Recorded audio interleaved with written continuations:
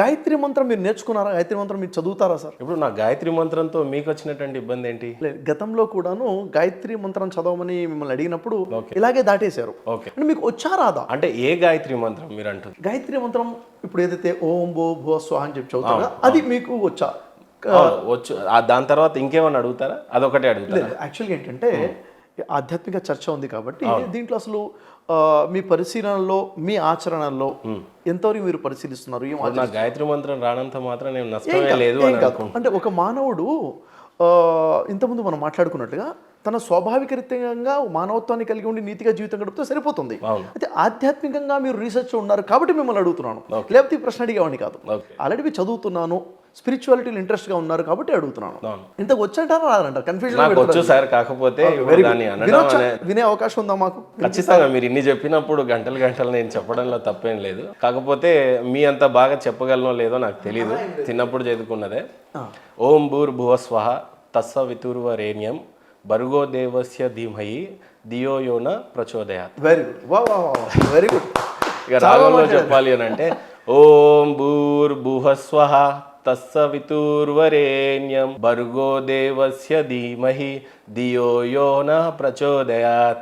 Very good అండి. చాలా అసలు మీరు చదువుతుంటే నిజంగా చాలా మళ్ళీ వినాలి అనిపిస్తుంది. చాలా చక్కగా చదివారు. ఏదైతే ఇప్పుడు గాయత్రి మీరు చదివారు కదా, అంటే జనరల్గా ఏంటంటే చాలా మంది ముస్లిమ్స్ కూడా ఖురాన్ చదువుతూ ఉంటారు. చదివేటప్పుడు అరబీ చదివేస్తారు, దాని మీనింగ్ తెలియదు.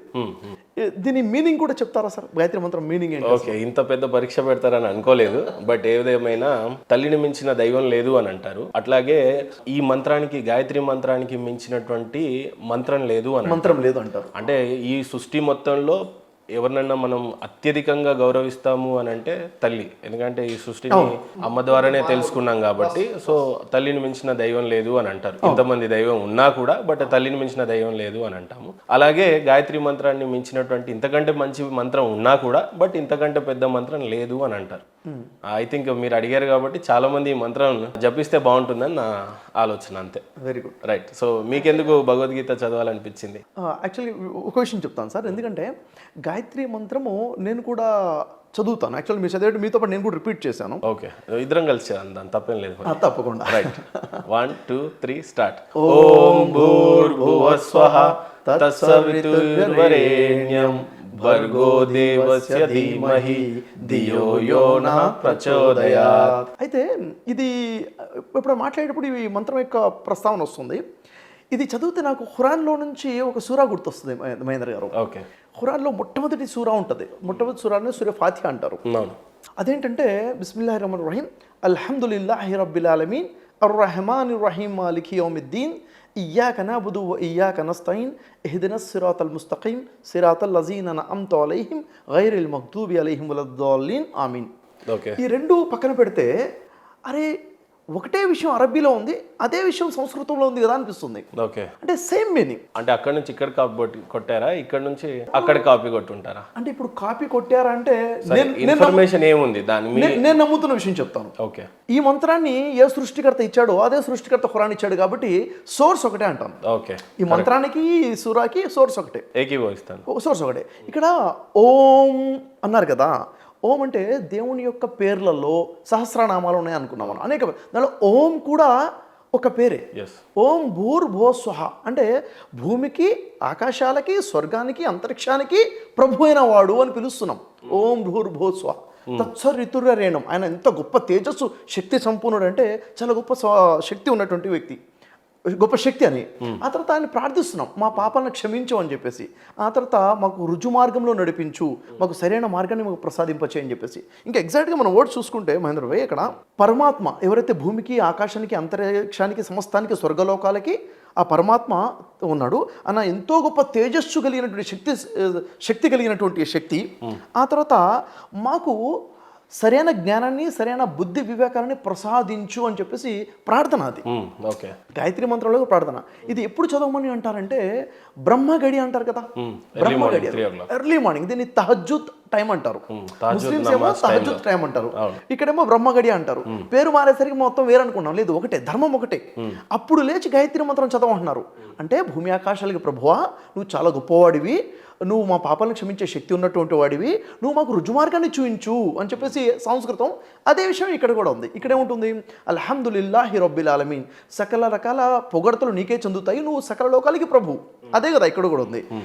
ఇయ్యాక నాబుదు వయ్యాక నస్తైన్, మేము నిన్నే ఆరాధిస్తాము, సహాయం కొరకు నిన్నే అర్థిస్తాము, నిన్నే ఆరాధిస్తున్నాము, మాకు సరైన మార్గాన్ని చూపించు. రుజు మార్గం అంటే ఇటు రైట్ ఎక్స్ట్రీమ్ కాకుండా లెఫ్ట్ ఎక్స్ట్రీమ్ కాకుండా మధ్యస్థ మార్గం ఏదైతే ఉందో రుజు మార్గంలో నడిపించు అని చెప్పి రెండు కరెక్ట్ గా బోధించింది అని చెప్పేసి చాలా చక్కగా ఇవి రెండు ఒకటే అని చాలా ఎగ్జాక్ట్లీ ఒళ్ళు పులకరించే విధంగా మీరు చెప్తా ఉన్నారు సార్. హ్యాపీగా ఉంది. ఎస్. కాకపోతే ఇక్కడ ఇస్లాం చూసే వాళ్ళకి, ఇప్పుడు నేనైతే స్వతహాగా అడిగి ఏదో మెప్పు పొందాలో లేదా ఎవరికో ఏదో గొడవ పెట్టాలనే ఉద్దేశం మీద అయితే మనం కూర్చోలేదు. లేదు. వాస్తవంగా ఇన్ని పుస్తకాలు, ఇంత అధ్యయనం, ఇంత మేధస్సు మీరంతా ఖర్చు పెట్టింది, మీ టైం అంతా మానవులంతా బాగా కలిసి ఉండాలనే కదా. అట్లాంటిది ఓపెన్ గా మీరు కూడా మీ గుండె మీద చేతేసుకొని చెప్పండి. చాలా మంది కాఫీర్లు అంటారా, లేకపోతే మిమ్మల్ని విశ్వసించని ఎవరినైనా సరే అడగండి, మీరు ఇస్లాంతో కొంతవరకు భయపడే విధంగా కొద్దిగా క్రూరత్వం గతంలో చూపించినటువంటి చరిత్ర ఇతిహాసాలు, నరకడం, చంపడం, మతం మార్చడం, మతమే మారాలి ఇలాంటివి చూసిన తర్వాత ఇస్లాంని శాంతి మతం కాదు, ఇస్లాం అనేది కొంత ఏ రకంగా అనిపించిందంటే వీళ్ళకి, ఈవెన్ కొన్ని విషయాలు నాకు కూడా అనిపించింది కాబట్టి మిమ్మల్ని అడిగే ప్రయత్నం చేశాను, కొంత క్రూరత్వాన్ని చూపిస్తున్నట్టుగా, లేకపోతే ఈ రకంగా ఎవరైనా ఫాలో అవుతారా, ఇదంతా ఒక ఉన్మాదం లాగా కనిపిస్తూ ఉంది, అక్కడ శాంతి అనేది కనిపించట్లేదు, ఇది శాంతి మాతం అని ఎట్లా క్లెయిమ్ చేస్తారు ఫస్ట్. రెండవది కొంత క్రూరత్వాన్ని కొంత తీసుకుంటున్నట్టుగా, చాలామంది భయపడుతున్నట్టుగా కూడా కనిపించింది. దానికి నేను వితండవాదము ఎక్కడుంది అని మీరు అడిగితే నేను చెప్పలేను, కానీ బట్ సమాజంలో ఉన్నటువంటివి అనేవి అనేకం మీరు చూస్తూనే ఉన్నారు. సో దీని గురించి ఇది శాంతి మతం అని ఎలా చెప్తారు మీరు? ఒకటి. రెండోది, మతాలన్నీ ఒకటే చెప్పదలుచుకున్నారా మీరు, అన్ని మతాలు ఒకటే చెప్తున్నాయని మీ ఆలోచన, లేకపోతే మానవులు ఇన్ని మతాలు, ఇన్ని గ్రంథాలు, ఎలా మీరు దాన్ని ఏ రకంగా డెఫిఫై చేస్తారు? ఇక్కడ విషయం ఏంటంటే, మీరు అంటే చాలా పెద్ద ప్రశ్న అడిగారు, నాకు సమయం కూడా మీరు ఇస్తే నేను సమాధానం చెప్పగలుగుతాను. యాక్చువల్గా మతాలన్నీ ఒకటా అంటే, మతాలన్నీ కూడా ముక్కలు అయిపోయాయి, వేరు మతాలు అయిపోయాయి. ధర్మం ఒకటే అని చెప్తాను. ధర్మం ఒకటే ఉంది. దీనికి సంబంధించి ఖురాన్లో ఒక వాక్యం చూస్తే మనకు క్లారిటీ వస్తుంది. వాక్యం చూద్దాం మనము. ఖురాన్ గ్రంథం మీరు ఒకసారి ఓపెన్ చేస్తారు. దీంట్లో మీరు ఖురాన్ చూస్తే సార్ 23వ సూరా ఖురాన్, ఇక్కడ చూడండి 51 నుంచి 52 వాక్యాలు ఉన్నాయి కదా. 51 నుంచి 52, 51, 52 వాక్యాలు. తర్వాత 54 వరకు మనం చూస్తే ఇక్కడ చూడండి, ఓ ప్రవక్తలారా, అంటే ఒక ప్రవక్త గురించి కాదు ఇది, ప్రవక్తలందరికీ సంబంధించి, స్వచ్ఛమైన వస్తువులను తినండి, మంచి పనులు చేయండి, మీరు ఏది చేసినా అది నాకు తెలియకపోదు, అంటే ఏది చేసినా దేవుడికి తెలిసిపోతుంది అన్నది. మీ ఈ సంఘం ఒకే సంఘం, అంటే ప్రవక్తలందరిది ఒకే సంఘం, మానవులందరూ కూడా ఒకే సంఘం అనమాట. నేను మీ ప్రభువును కనుక మీరు నాకు మాత్రమే భయపడండి. ఆ తర్వాత చూడండి, కానీ తరువాత ప్రజలు తమ ధర్మాన్ని వారిలో వారే ముక్కలుగా చేసుకున్నారు. అంటే దేవుడు ప్రవక్తలందరికీ, ఋషులందరికీ ఇచ్చిన ధర్మం ఒకటే, కానీ తర్వాత అంటే ప్రవక్తల తర్వాత కాలంలో ప్రజలు ఏం చేశారట, వాళ్ళ ధర్మాన్ని ముక్కలుగా చేసుకున్నారు. నాకు అర్థమైనట్టుగా నేను, మీకు అర్థమైనట్టుగా మీరు, ఈ ముక్కలే మతాలుగా విడిపోయాయి అనమాట. అంటే ఇప్పుడు యాక్చువల్గా ముందు ధర్మం ఒకటే ఉంది, తర్వాత ముక్కలుగా మతాలు వేరైపోయాయి. అయితే నన్ను ఇక్కడ ఒక ప్రశ్న అడగనివ్వండి సార్. ఇప్పుడు ఈ ఖురాన్లో ఏముందనంటే, వారు ముక్కలుగా చేసుకున్నారు అనే విషయం అంటుంది. అయితే ఇప్పుడు అథెంటిక్గా తీసుకోవాలి అని అంటే ఖురాన్ అవతరించేటప్పటికి ఏ మతం ఉండకూడదు అనేది నా ఆలోచన. ఎందుకంటే మొట్టమొదటి దివ్య ఖురాన్ ఇదే అయినప్పుడు, ధర్మ గ్రంథం ఇదే అయినప్పుడు, అప్పటికి ఇంకా ముక్కలు అవడానికి లేదు. ఆదాము హవ్వ సంతతి అని చెప్పి క్లెయిమ్ చేసుకున్నటువంటి ఖురాన్ కానీ బైబిల్ కానీ చెప్పాల్సిన విషయం ఏంటంటే, మీరు ఎలా బతకాలో చెప్పాలి తప్పితే కానీ అప్పటికే ప్రవక్తలకు మెసేజ్ ఇవ్వటం కానీ, అంటే ఇది ఎప్పటి నుంచి అప్డేటెడ్గా తీసుకోవాలి అని అంటే 1400 ఇయర్. మీరు చాలా వాల్యూడ్ క్వశ్చన్ అడిగారు. ఇదే మొదటిసారిగా అవతరిస్తున్న గ్రంథం కాబట్టి అప్పటికే ముక్కలైపోయారు అని చెప్పే అవకాశం లేదు, ఇప్పుడే ధర్మం వస్తుంది కాబట్టి. కానీ అసలు విషయం ఏంటంటే, ఇది చివరిగా వస్తున్న రిమైండర్. ఇది అయితే ఫస్ట్ ఈ గ్రంథం కాదు, ఇది ఫస్ట్ గ్రంథం కానే కాదు, ఎన్నో వచ్చినా వాటిని అన్నింటినీ రద్దు చేస్తూ ఇది చివరి గ్రంథంగా పుట్టింది అని అంటారు. ఇప్పుడు వాటిని రద్దు చేస్తూ కాదు, అవి సత్యమని గుర్తు చేస్తూ, వాటిని తిరిగి తోడుతూ, దాంట్లో ఉన్న సత్యాన్ని గుర్తు చేసుకుంటూ, అవి సత్యమని బోధించుకుంటూ వచ్చిన గ్రంథం ఇది. ఓకే, సత్యాన్ని బోధించుకుంటూ వచ్చిన గ్రంథం. అంటే ఇక్కడ విషయం ఏంటంటే, ఆది నుంచి ఉన్న ధర్మం ఒకటే. ఏ ధర్మం అయితే మొట్టమొదటి మానవుడైన ఆదాంకి ఇవ్వడం జరిగిందో, లేకపోతే ఆ తర్వాత ఆదమే సాని అంటారు. ఆదమే సాని అంటే జలప్రలయంలో అందరూ చనిపోయిన తర్వాత మళ్ళీ మానవులు వచ్చింది, అది మను. అయితే మహర్షి మను నూహ్ అలైహిస్సలాం అంటారు. నూహ్ అలైహిస్సలాంకి ఇచ్చిన ధర్మశాస్త్రమైనా కానీ ఎవరికి ఇచ్చిన ధర్మశాస్త్రమైనా కానీ ఒకే ధర్మశాస్త్రంగా ఉంది. దీనికి సంబంధించి ఖురాన్లో ఒక వాక్యం ఉంటుంది. ఎందుకంటే మన నోటి మాటలకి వాల్యూ ఉండదండి. గ్రంథం ఎప్పుడైతే మనం చూస్తామో అప్పుడు మనకు క్లియర్గా అర్థమవుతుంది. 42వ సూరా తీయండి ఒకసారి. ఇక్కడ ఈ వాక్యంలో సూర్య ఆలిమము 23లో 51, 52 చదివాం కదా, 53, 54. కానీ తర్వాత ప్రజలు తమ ధర్మాన్ని వారిలో వారే ముక్కలు ముక్కలుగా చేసుకున్నారు, ప్రతి వర్గం తన వద్ద ఉన్న దానితో ఆనంద పరవశమై ఉన్నది. అంటే ఇప్పుడు నేను ఒక మతాన్ని తయారు చేసుకుని ఇదే కరెక్ట్ అని నేను సాటిస్ఫైగా ఉన్నాను, మీ మతంతో మీరు సాటిస్ఫైగా ఉన్నారు. ఇది ప్రస్తుతం ఉన్నటువంటి సిచ్యువేషన్. అయితే ధర్మం ఇది కొత్తది కాదు, పాత ధర్మమే అని చెప్పడానికి ఖురాన్లో 42వ సూరా తీయండి ఒకసారి. 42వ సూరా 13వ వాక్యం. 43 42 641 పైన ఉంది చూడండి 13వ వాక్యము. ఆయన నూహు ప్రవక్తకు ఆజ్ఞాపించిన ధర్మాన్నే నీకు కూడా నిర్ణయించాడు. అని ఎవరు చెప్తున్నాడు? దేవుడు ముహమ్మద్ ప్రవక్తతో చెప్పడం జరుగుతుంది. అంటే నీకు కొత్త ధర్మం ఇవ్వట్లేదు, ఇంతకుముందు నూహు ప్రవక్తకి ఏదైతే ధర్మాన్ని ఇచ్చానో అదే ధర్మాన్ని నీకు ఇస్తున్నాను, కొత్త ధర్మం కాదు. దానినే ఇప్పుడు నీ వైపుకు మేము వహీ ద్వారా పంపిస్తున్నాము. దేనిని? నూహు ప్రవక్త ఇచ్చిన ధర్మాన్ని. వహీ ద్వారా అంటే శబ్ద రూపంలో పంపిస్తున్నాను. దానినే అంటే ఆ ధర్మాన్నే మేము ఇబ్రాహీముకు, మూసాకు, ఈసాకు బోధించాము. ఈ ధర్మాన్ని స్థాపించండి అని, దాని గురించి విభేదాలకు లోను కాకండి అని తాకీదు చేశాము. అంటే ఒకే ధర్మం అందరికి ఇచ్చాను కదా, విభేదాలకు లోను అవ్వద్దు, అందరు కలిసికట్టుగా ఉండని చెప్పడం జరిగింది. ఇక్కడ గమనించండి, ఇక్కడ నూహు అంటే ఇక్కడ భారతదేశానికి సంబంధించిన మహర్షి మను, అంటే భారతదేశ ప్రవక్తకి ఇచ్చినటువంటి ధర్మమే. అంటే ఇక్కడ సనాతన ధర్మం అనుకుంటే ఈ సనాతన ధర్మాన్ని మొహమ్మద్ ప్రవక్తకి ఇచ్చాడు తప్ప కొత్త ధర్మాన్ని ఇవ్వలేదు. అంటే ఇప్పుడు మొహమ్మద్ ప్రవక్త వారికి బోధించినటువంటిది ఏదైనా ఉంది అని అంటే అది సనాతన ధర్మమే అరబీలో బోధించారు. ఓకే. అంటే ఖురాన్లో ఏముంటుందంటే మొహమ్మద్ ప్రవక్త అంటారు ఇది దీనుల్ ఖయ్యీం అంటాడు. దీనుల్ ఖయ్యీం అంటే ఇదే సనాతన ధర్మము, ఇది అరబీలో బోధించడం జరుగుతుంది.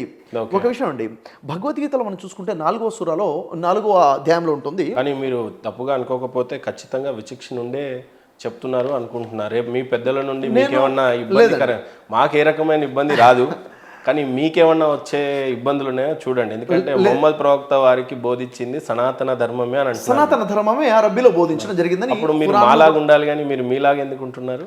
ట్రెడిషనల్ నేనైనా కల్చర్ అయినా లేదు, నేనైనా మీరైనా ఎలా ఉండాలంటే ధర్మశాస్త్రం చెప్పినట్టుగా ఉండాలి. మనం ఎక్కడైతే పుట్టామో ఆ కల్చర్లో ఉండాలి.